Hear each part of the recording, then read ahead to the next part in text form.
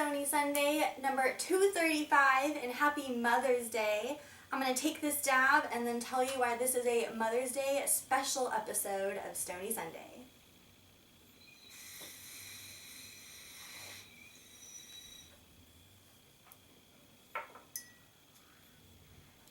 I wanted to get the dab out of the way because I'm not going to be smoking or vaping or dabbing for the rest of this episode, and I am welcoming back Mama Reefer! Yay! Welcome back, Mama Reefer. Come sit down. Oh, happy Mother's Day. Thank you. Thanks for making me a mother. We are pre-recording this episode because I'm in Australia on the actual Mother's Day. So we've celebrated the whole Mother's Day thing. I exchanged gifts, or I gave you a gift. Tons of fun gifts. Aww. And now I'm we're wearing doing a an episode. gift. I'm wearing a gift. A little reefer fish.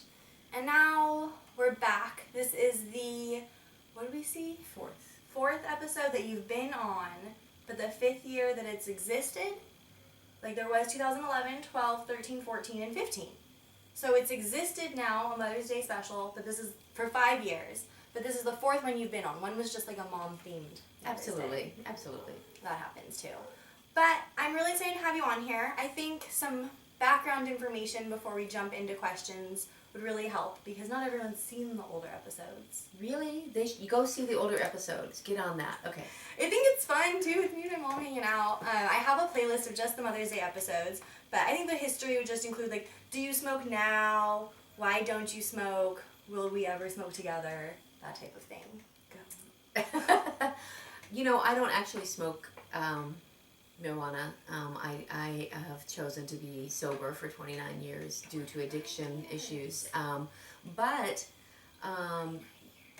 Yes, I was 21, and so that answers that question. But the thing to keep in mind is you don't have to actually smoke marijuana or understand the need for it to really be a supporter because, you know, people need access to safe medicine, and so it's really much bigger than who does what, isn't it? Yeah, it's like people I think sometimes are disappointed that we're not going to smoke together, but I love the questions that we get to pick for this type of episode because they're ones that I get often, and I think I can better explain my viewpoint when the origin of my viewpoints come from my mom in a lot of cases. So you can help me explain them too. So that's a great question to start out with is, if you're not consuming cannabis, why would you support legalization? Like, what's the point of it for you? Well, the point of it for me is I think that it's important that the government not make our healthcare decisions. I also think it's important that we, all across the world, I'm in America, but all across the world, have access to things that we need without having to necessarily go criminal. And there is enough science, not in the U.S. unfortunately, to demonstrate this. I mean, it's basic chemistry, people, and so I think what happens is a lot of people get fear issues, a lot of people get misinformation. The media doesn't help us with these things, and so I think there's a lot of ill-informed people, perhaps making these voting decisions, keeping it prohibited, but you know, at a certain point, a person's body is their own business as it relates to their chosen healthcare providers, and how much the government should be interfering with that is this much, other than keeping people safe. Mm-hmm. I get asked a lot also. I'm going to just pick random. We have a few listed here. So we have an interesting surprise for Coral, too. Yeah, there's a few, and then there's apparently a surprise. But I got a question from Andres M, asking, you know, you've been on the show a couple of times now. Sure. 4 times. Right. You've also been in other YouTube videos. There's one with like a Christmas tree. We like went through, remember the lights, and you like jump over a fence to get closer to the Christmas tree? Oh, yeah, I'm prone to trespassing. What am I going to do? Yeah, so she's been on the channel breaking the law in her own way. And someone asked if you know or have any idea of like how far the reach of the world reefers are, or like what the message is that's getting out there. Like, do you see it? I don't know. Well, the thing to keep in mind in any social movement is that there has to be some brave front runners.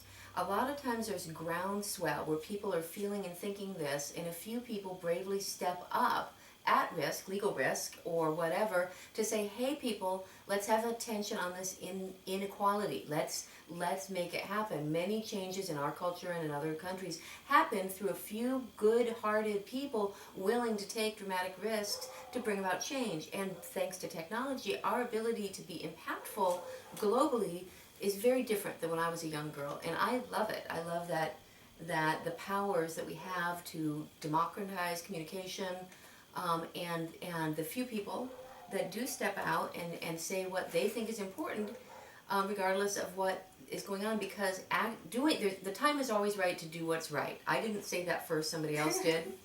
I like it. Sometimes I have all these weird sayings that come to mind, and I'm like, am I just a slogan book or something? But I think it's from you, and I don't know, it helps to have like good mantras and good things to kind of set in motion the ideas you already have. Sure. I think. Okay.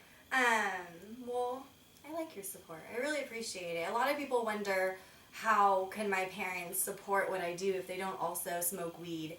And it's something that comes very naturally to me. I'm very grateful for your support, but it's something that, like, I attended my first, like, protests with you guys, or your first, like, I remember there was a Victoria's Secret protest when we were in Texas from church. Okay. From church.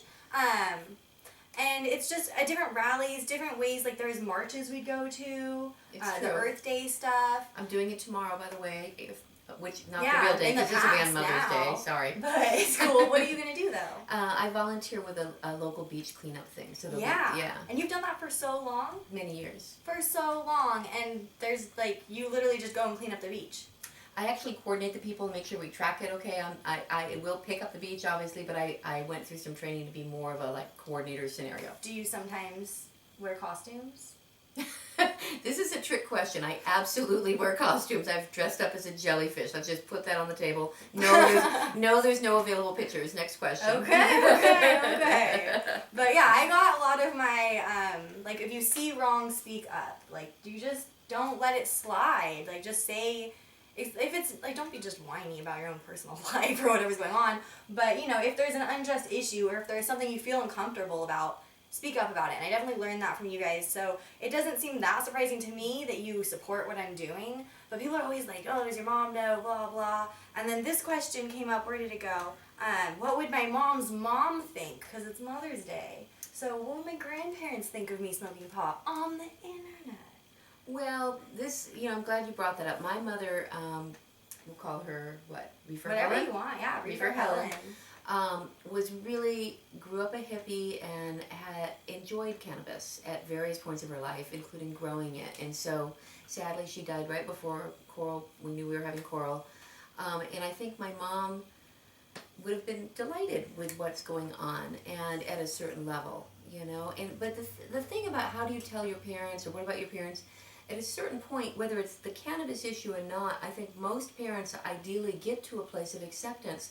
We don't get to pick what our children do. We don't get to pick how they behave. We don't get to pick who they fall in love with. None of those things as parents. And if we think we get control over that, we need to really take a look at that. And so supporting Coral in her chosen path, I may have chosen different for her, but that doesn't matter. What matters is that I'm available for her to give her the love and support she needs, that any of us need in our chosen path. Bonus question. What's your dream career for me? Lawyer. I I know, it's a lot of schooling. The reason is that she's so clever and she can argue her point verbally, but there's a lot of school. I get that. Who wants that? Well, in the suits, like... There's better ways to be lawyers. It's not all about the suits. That's just Law and Order. Get over it. I do like Law and Order. Yeah, me too. Yeah, so Grandma Helen, or Reefer Helen, enjoyed cannabis, you say, but when I hear stories about her, it's like kind of beyond enjoying it. Like, a lot of people of that generation, like, enjoyed cannabis, you know? But I hear, like, I want to say, like, urban legend of, like, parties with her and, like, edibles and growing. So, I mean, can you expand on this? Well, you know, yes. My mother was a fantastic hostess in many ways. She really knew how to throw a party, and sometimes that party would include what was commonly called, and this is very dated, I get that now, Mrs. Wing's brownies. And we would know even... as littler, you know, I mean, it was clear, I mean, this wasn't for children, you know, let's be clear on that. It wasn't like, let's have this and everybody's doing it. Not at all. Common sense always comes first. This was like the adult party they were having. Yeah, and it's in my house and this and that, but it wasn't, there was appropriate boundaries, I guess is the point I'm making, but yeah. Good. Well, in honor of edibles from years ago, I was telling my mom earlier that, like, not everyone does brownies now. It's kind of hard to find a brownie because that's with oil and not butter, and it becomes this whole thing. But there are, like, healthy edibles now. So I'm going to consume one of these healthy edibles. It's got granola and some might say, like, bird food in it. But I really like these types of things. I don't know the names of the things that are in it. And I love this. This is by Gonjoy. Gonjoy, I think. It used to be called Kamstra-Brown. But I have had their stacks many a time, and I just kind of wanted to enjoy this. And cheers to the edible tradition continuing. Which I've never tried to make edibles. I feel like if Reefer H was around, I would have loved to have, like, learned from her. Yeah. It's hard to believe that people don't want to make brownies. I just gotta say that seems wrong. There's a big push right now for, like, savory and also more potent, smaller edibles, so you don't have to eat a whole meal to get medicated. Okay. Seems legit. Okay, this is delicious. Well, the next question, you kind of touched on this. I'll just bring up two questions. One was from Lewis in Ireland, who was saying, how can he make his parents okay with weed? His anxiety's almost gone away completely since he's been smoking. And then T.S., who was saying, how do you tell your kids you smoke? She's always told them, he or she, they've always told them that cannabis was bad. So you touched on both of those things, but how would you talk to your parents and how would you talk to your kids? How would you tell me you smoked at some point in your life? I know that. I don't know how we covered that with you, but the thing to keep in mind is you can't change other people's opinions, and the opportunity for somebody to see a healthy person versus an unhealthy person, that alone carries the message, and the message is I'm okay now. If the message is you must do it my way, you must think my way, I'm right, you're wrong, you're wrong, nobody wants that noise, and so I don't know. Often the person in the family is least able to. Like Coral and I have had experiences we have attended Unitarian Universalist fellowships, and believe it or not, people's other ministers, if you have any kind of faith community or even healthcare providers, might be able to more effectively get realistic with a person. But at the same time, let's look at why are you fighting so hard to change someone else's mind? Because at a certain point, people are allowed to think what they want, even if they disagree with you. Absolutely. And if you are in the position where your parent is still controlling your life because you're a minor, I've been a minor, you've been a minor. At a certain point, you got to just humble yourself and suck it up and wait it out. You do. Or emancipate yourself at 17 and live on your own. Do whatever you did. Right. But at a certain point, like, I tried to be respectful with you, and I wasn't smoking in the living room, leaving it all around, because I knew I was at my mom's house. Like, wait until I'm on my own. And then, if I'm on my own, yeah, you don't have to like what I'm doing, but I'm doing it. Right. And then I touch on... Well, the other question is, Tease or Lois? Like, Lois. okay, so let's say, the thing is, an open mind will change when new information shows up, right? The question becomes, and it's humbling. It's really humbling. Like, if you're like, I've always told you this, and I really believe that, and that's why I told her I thought it was important.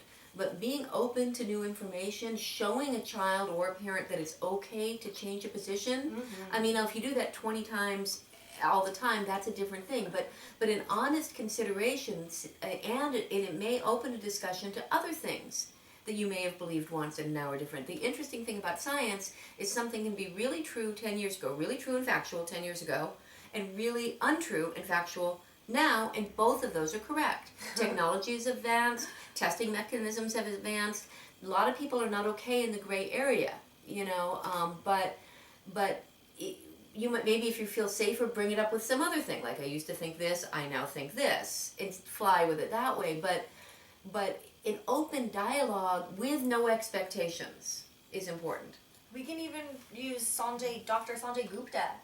Can as an example. Yeah. Do you know who I'm talking about? Dr. Sanjay Gupta? Isn't he like a talking guy on the TV? Yeah, exactly. He's a TV talking guy. He's a doctor. As far as I know, he's a real doctor. He's loved by millions of people. He's like really a huge following. Yeah. He's like a problem with people putting his name on things that he didn't actually endorse, and then people buy it because they love him so much, and he's like, I didn't endorse it. Right. So, or was that Dr. Oz? Anyway, Dr. Sanjay Gupta has been recently, I think there's 3 specials, the next one's about to come out, already come out by the time you guys watch this, about how he's changed his mind on weed. Because he used to say, like, no, there's no medicinal use, there's no reason for it, As a doctor, I don't recommend it. And people spoke up to him and were like, you're a doctor, you need to look at this again. You need to take a second look and re-examine. Let me just finish my point. And him coming around and saying that he's changed his mind has opened up the conversation for millions of people that spend a lot of time in front of their TV, aren't really talking to their kids that much. They don't have a lot of middle ground. But now Dr. Sanjay Gupta is talking about pot. So there's different, like, you can use a medium happy place to kind of bring up the conversation. Absolutely, and I talked earlier about how it is when people have to cross the line. There comes a line and you have to cross it. I'm sure that he understood the professional risk he was taking, that doors might close to him in certain areas, but he felt that his, one of the first do no harm is a pretty basic doctor concept. Yeah. And so if he felt it was important enough to do that, that's what he did. That's awesome. Just one last thing with this question about how do you tell your kids you smoke if you told them it's bad. You really, really have to admit that was your mistake. Like we're saying, basically. If you told them it's bad, I think you have to admit why you told them it was bad. And if it's because you thought it was bad for them and it was your guilty pleasure, then maybe explain that and say you thought you were harming yourself in some way. Like some people know they drink too much. They don't want their kids to know they're drinking that much. That's one thing. But if you hid it from them just because you didn't want them to smoke it or you didn't know how to have that conversation, I think now is the time to have that conversation. And there's no reason to hide it from your kids. And then you don't really remember how you told me you smoke. But I grew up going to a lot of meetings and a lot of hear your story things. So I just kind of knew. And I think it was always helpful that I knew you had tried different drugs. You had done alcohol. You had used overdone, one could say. Mm-hmm. It helped me a lot to know that and to see you as a successful role model and someone that got through that. Like, there are people that hide their past drug use because they're ashamed of it, and they live happy, successful lives now. And I think people could benefit from knowing not every person dies from drugs, not every person overdoses. There are people that go into recovery and have great lives and are happy. And it was really interesting just to see the other side of it, because I think people a lot of times in your position just don't talk about it at all.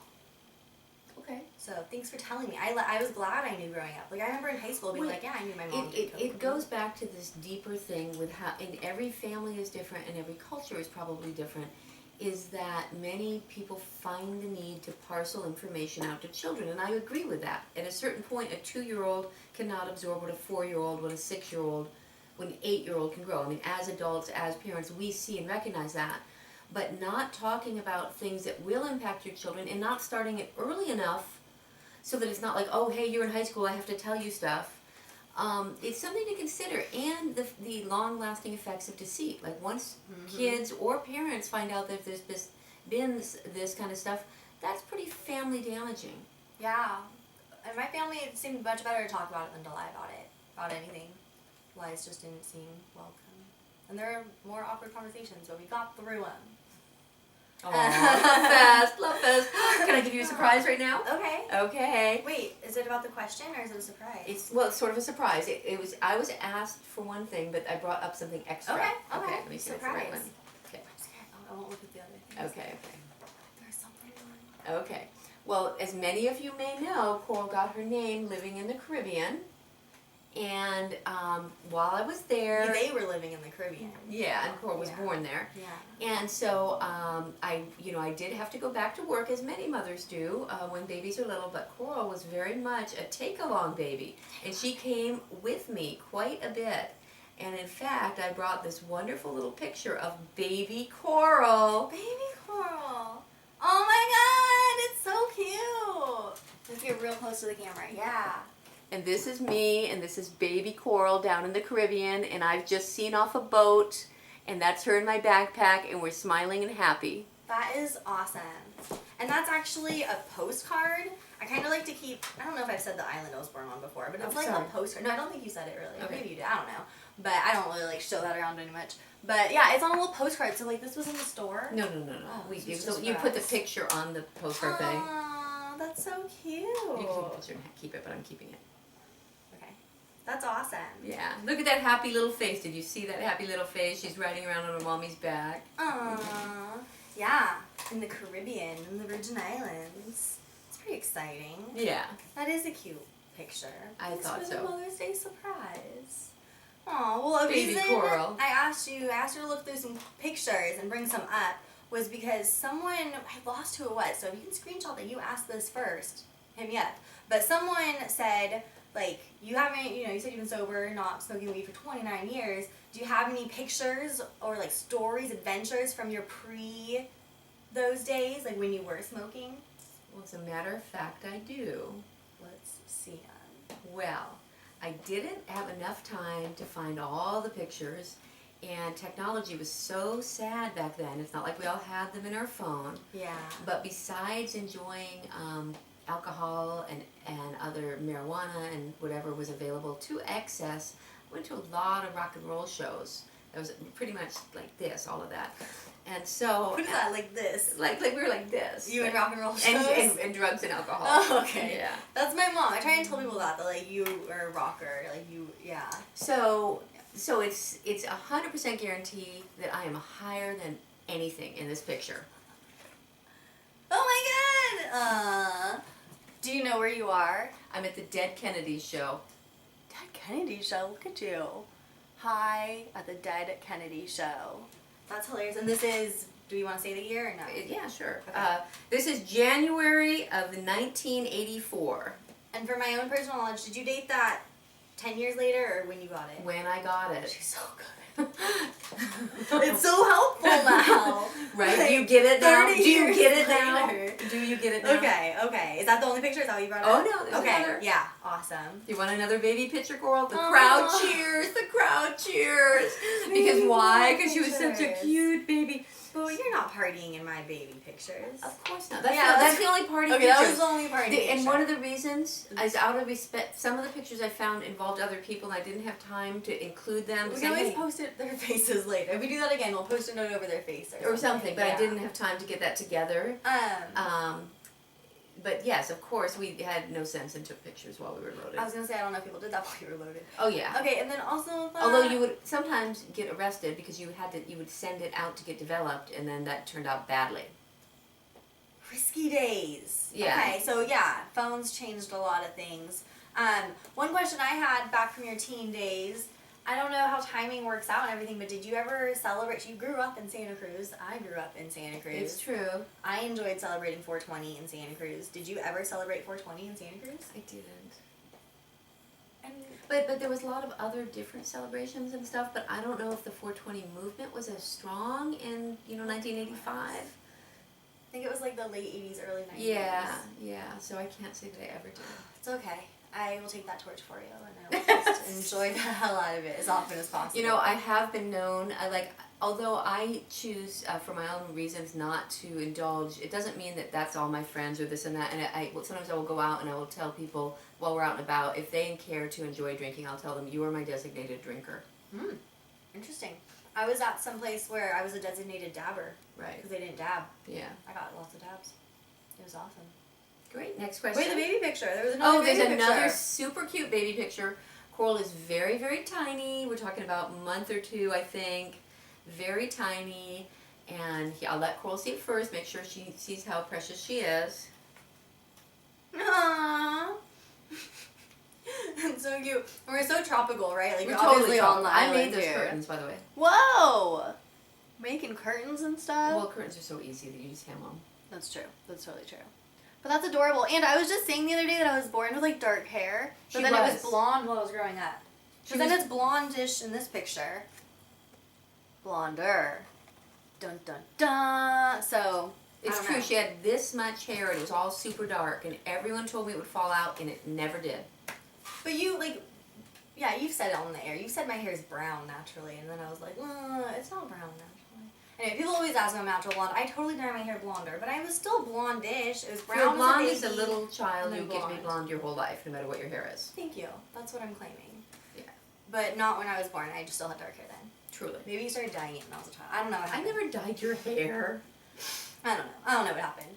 But that was awesome. Thanks for bringing those pictures. I'm definitely going to take pictures of all of them. Of course. And keep them in the digital database these days. Yeah.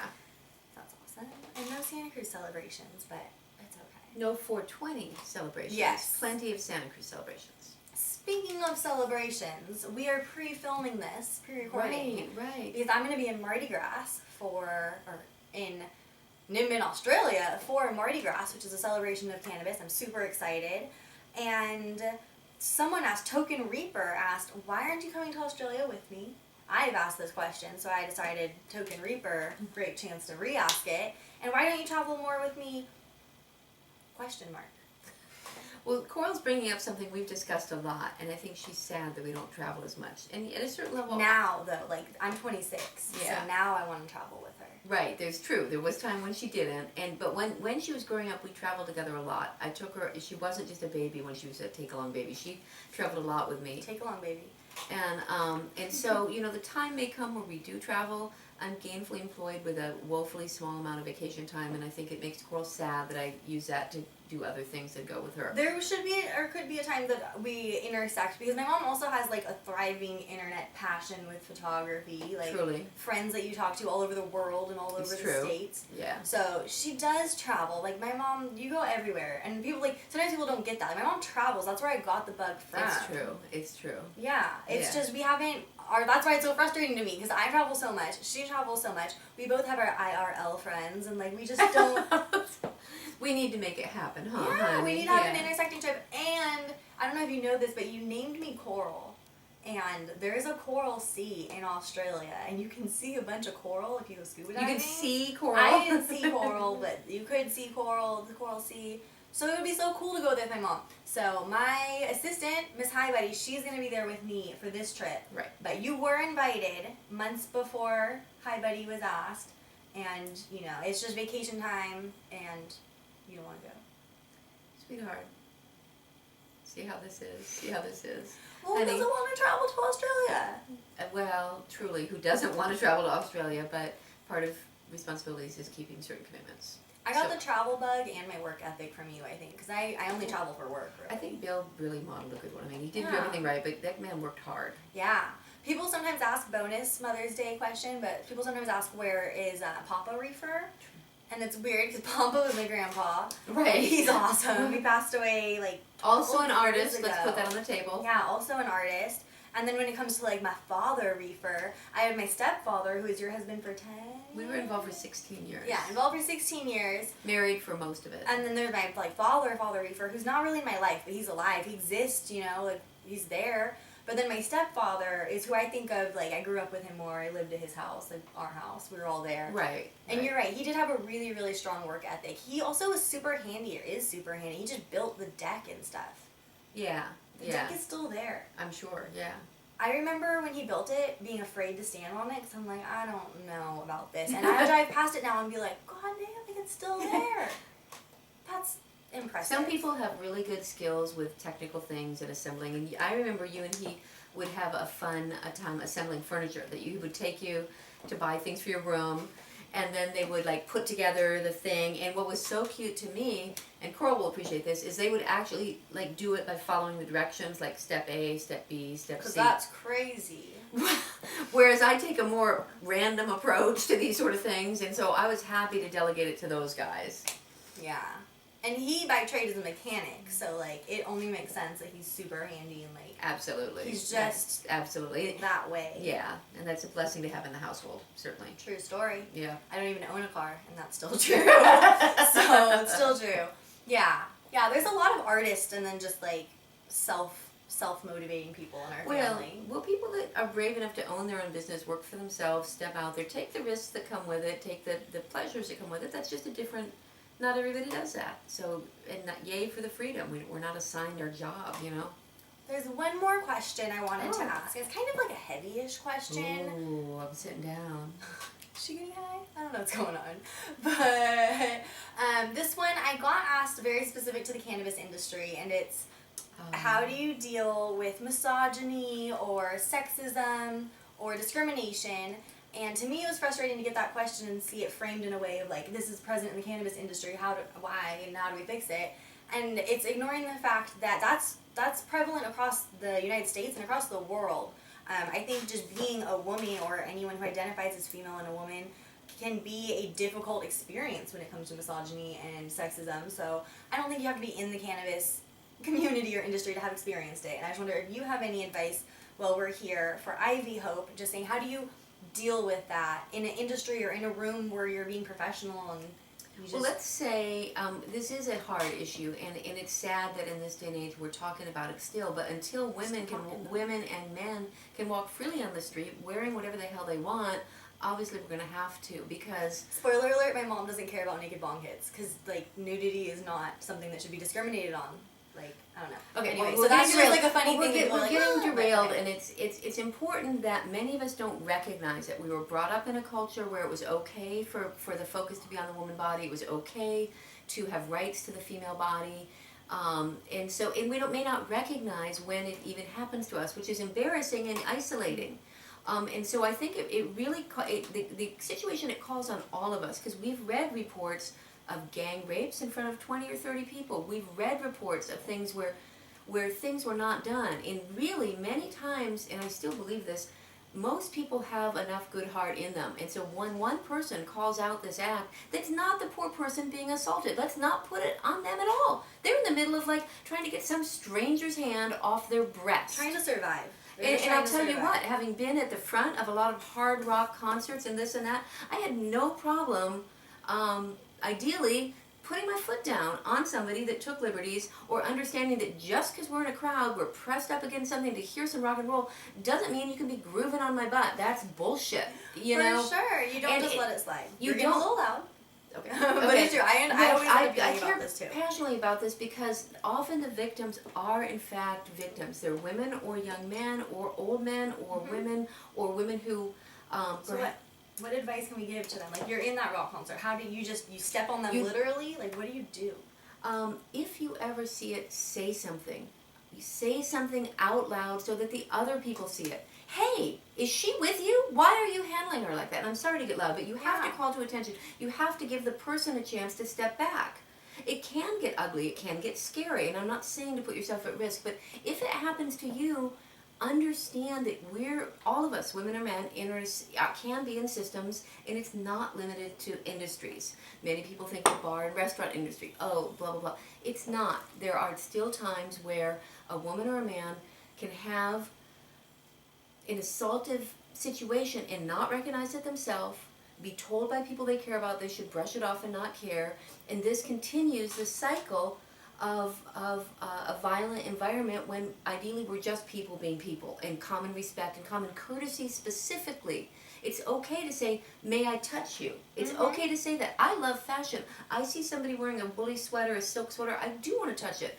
I don't run up and grab somebody and say, oh my God, is that silk? That's not okay. Yeah. People can have a right to their own body, wherever they are and whatever they're wearing. So I really like what you said about just speaking up if you see that. It can be super, super scary to do that. Yes. It made me think of one situation where I was in San Francisco and this guy was following this woman and she was pushing like her a laundry cart on wheels. She was going to do laundry. And he was like following her and I couldn't hear what he was saying to her, but they were dressed very, very differently and it just didn't seem like they were friends. It seemed weird. And so I was like walking and approaching and I saw her go into the laundromat and he followed her in there and she started saying, get away from me. And it made me feel very, very scared. It was not too long after I was mugged, and so I was feeling very confused with, like, this rush of emotion, but I leaned into the laundromat, and I was like, leave her alone, and he was like, what? And I was just like, leave her alone. She's been cleared. Get the fuck away from her. And he, like, started kind of walking towards me, and I just kept walking, and I didn't look back, and I'm glad that I said something. I'm sorry I didn't stick around for a resolution. She didn't seem to be in danger as much as she was just being followed at this point, and she went into a public area where there are cameras and you're around more people. But you do just have to say, you're saying, is she with you, or are you with him? Like, just interject yourself in some way. Because even when I was getting mugged, which wasn't a sexual assault, who knows if it was, like, motivated by gender or anything. But there were witnesses to that, and no one really spoke up or helped at all. And I can't blame them, because we are in a situation where it's very, very scary to speak up. So you can make that change and then really hope that it comes back for you. And upon further reflection, we all have cell phones. We all have cameras. And your safety is paramount. I'm not saying if you see a crazed person running around with a gun that you grab that gun. Of course not. What I'm saying is recognize the situation, be a voice of reason. If you need to bring in other people, do it. And then at a more quiet level, feel free to bring it up. Discuss it with your friends. Discuss it. Maybe not in the professional environment, this and that, but just the fact of having the conversation can really change ideas, because there is a lot of ignorance. And I have to say that, maybe families of origin give people a lot of mixed messages, and it takes a while to outgrow that and learn what's really true and appropriate in human behavior. Mm-hmm. And I know it can be really hard when you are, like, specific to the cannabis events or conventions that you might be at. You're there representing a brand, or people are representing their brands, and if they do assault you or harass you, it's very confusing of whether it was just that person or that brand that really did something wrong. And I think it's really, really important that if a brand or someone with a name tag on, or someone that is working for someone, has made you feel uncomfortable and has made you feel either unwelcome because of how you look or too welcome because of how you look, and they're trying to give you free stuff and bring you somewhere else, contact the boss. Let them know, I want to be a customer at your business, but I'm not going to bring my friends here if this is how I'm treated. This is disgusting and I don't feel comfortable here. And yeah, make sure people are held accountable. You can't always change that person, like you're saying, but you can definitely change whether they're getting paid that day if they did something that was over the line. Well, and the other thing, and this is going to be a hard thing to look at, is look at your own behavior and self. Learn to recognize cues, because many times, we're talking about the obvious thing in the street, the stranger thing, but isn't the friend of the roommate, the friend of your uncle, there's, look, be sure to be willing to make sure that you're understanding the signals that are going on back and forth, because you want to be sure that everybody's in the same position.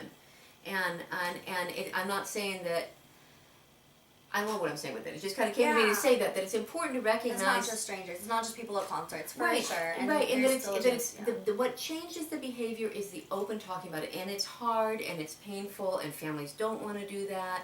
And a lot of people have misinformation, and yet we have the power to put it in the light. That can be done too, and even like if you see something like that, like if your friend's brother, your friend's uncle, your friend's brother, whatever, is touching your friend too much, you can ask them, like, do you like when they do that to you? Like, have they always done that? Is that comfortable for you? And they might be like, yeah, we play together, like, we're totally friends. Or they could be like, no, he's such a creep.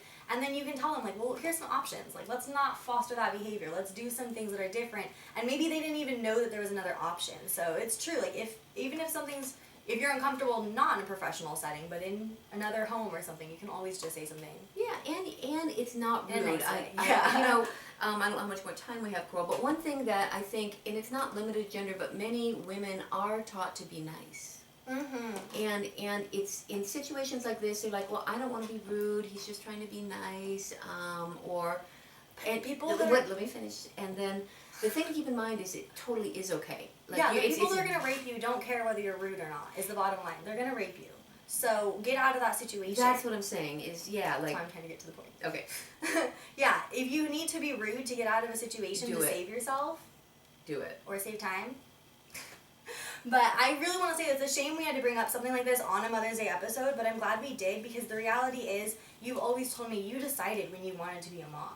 You and my dad decided you want to have a kid, and now you get to be a mom, and that's great. But not everyone has that legal right even in the world. Truly. So it's something that's incredibly important just to think about, I think, on Mother's Day, how much we value our moms and how important they are to us, and that's something that's being forced upon people that are not ready, that are not comfortable, that aren't responsible, and that aren't safe in a position to even be great moms. And people that want to be moms are also not in a position that they can always go and seek that, because they're being held repressed and they're not in a safe place to have kids that they want.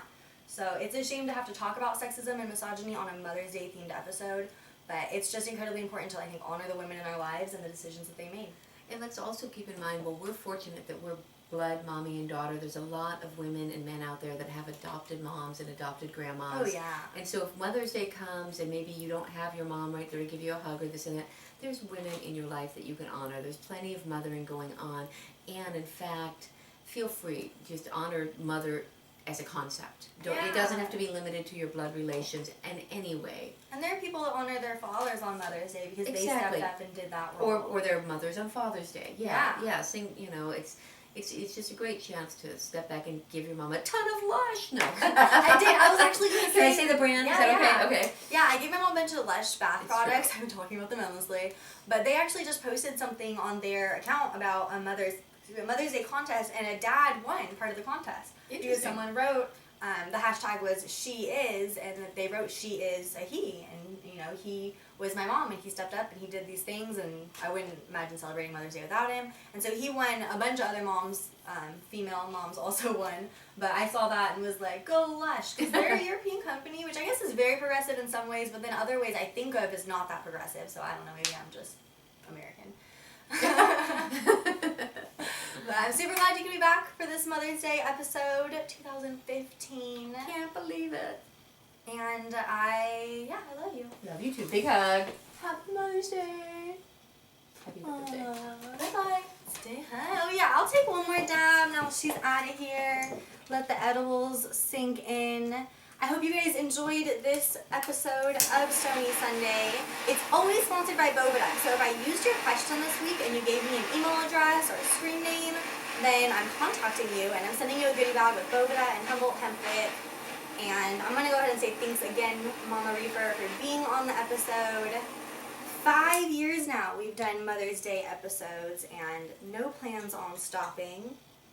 Hug your mom, hug a mom, or just enjoy your Sunday.